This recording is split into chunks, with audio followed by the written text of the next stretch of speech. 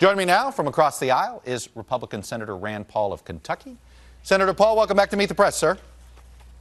Good morning, Chuck. Thanks for having me. All right, let me start where I left off with Senator King.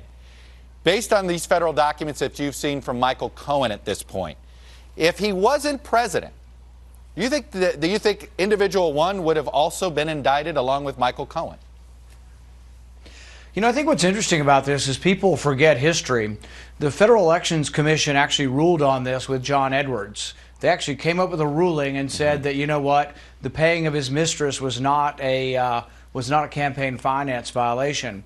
But I think it's bigger than this, and I think we have to decide in our society if there are thousands and thousands of rules. It's incredibly complicated, campaign finance.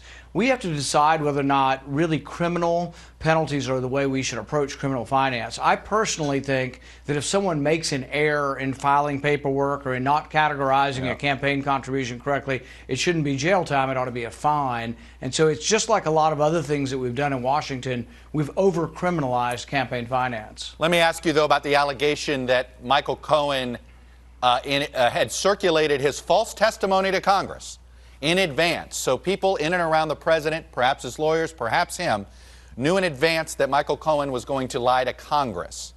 That's something about what issue? About the issue of the Trump Tower Moscow project. Yeah. Is that troubling enough to you? Yeah. How does that sit with you? I guess I don't quite understand it because I don't know what's illegal about trying to build a hotel in Russia. So this is pretty common, and I see no problem with someone running for president trying to build a hotel somewhere. Now, if you were asking and saying, I will give you something in exchange for letting us build a hotel, that would be wrong. But I haven't heard any evidence of that. Just trying to build a hotel somewhere, I can't imagine how that would be criminal. Or why you'd lie about it if it's not criminal. Well, that's what I'm curious about. Why do you think that the story keeps changing in and around the president? If all of these things are as innocent as you've said, right. Why does he keep changing the story?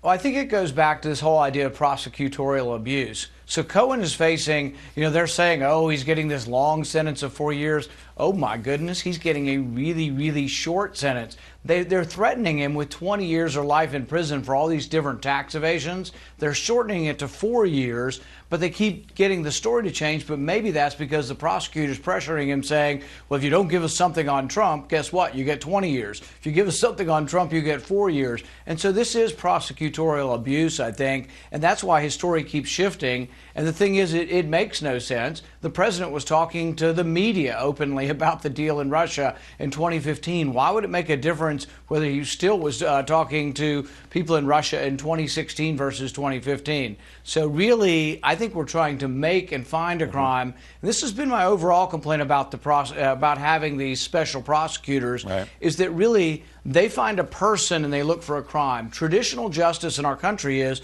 someone steals something from the grocery store and you have a crime, you try to find out who did it.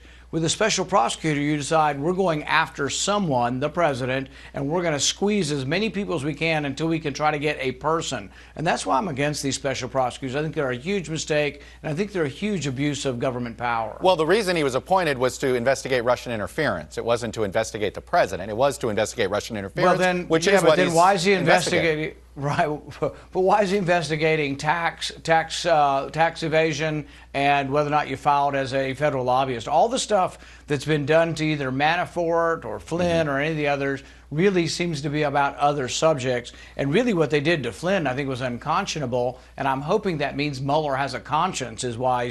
Maybe it's not that Flynn gave so much information. Maybe Mueller has a conscience and knows how unfair it was they did to Flynn to illegally eavesdrop on his phone conversation. He never was discussing anything that was illegal, but then it gets tied up in talking to the FBI whether he was explicit, even though the original FBI agent said they did not think he was being duplicitous. They did not think he was lying.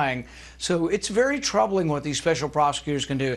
And I tell people this: if a special prosecutor went after your life for the last 40 years, not you in particular, but anybody, I think they could dredge up accusations. So I'm absolutely against it. I think it's a miscarriage of justice, and we should not have special prosecutors going after one person. And if we get this way, and if we're going to prosecute people and put them in jail for campaign finance violations, we're going to become a banana republic, where they have every president gets prosecuted and everybody gets thrown in jail when they're done with office. Then let me ask you this: I would argue, a strict constitutionalist. I think you would probably take that as a compliment when it comes to your purified reading. Does that mean then this belongs in Congress's hands, that it's up to Congress to investigate these crimes and not a special prosecutor? Yes, and the other thing is crimes can be investigated as well if there are crimes that are being committed. But without a special prosecutor, what happens is you investigate crimes. You don't go to this whole idea of sort of conspiracy. And here's the danger of conspiracy, and we're discussing this right now with reforming our drug laws. What they do is, an unfortunate young woman is transferring money from her boyfriend who's a drug dealer, gets caught up. They add conspiracy to it, and they add 10 or 15 or 20 years, and now this woman's in jail for life for exchanging some money with a drug dealer. So we have to be wary of what we do with conspiracy, because it adds a lot of years to sentences, and we compound these sentences. And we have nonviolent people in prison now. There was a guy who sold marijuana and got caught for his third time, and he got 55 years in prison. That's not right. I want to move to Saudi Arabia. You've been one of the leading advocates of getting out of the war with Yemen, getting America out of that. I'm curious, I want to play for you the president's friendliness to Saudi Arabia, and I'm curious if this bothers you. Take a listen. I like the Saudis. They're very nice. They buy my apartments, you wouldn't believe it. I make a lot of money with them. They buy all sorts of my stuff, all kinds of toys from Trump. They'll pay me anything. They have nothing but money. Are you at all concerned that the president's positions in Saudi Arabia are impacted by his own financial dealings with them? I think that when we're dealing with arms, that no personal financial dealings should have anything to do with the decision, and really not even the finances of the country. I think selling arms should have to deal solely with our national security, not jobs, not money, nothing. And I really think that the war in Yemen, that we have no vital national security interest.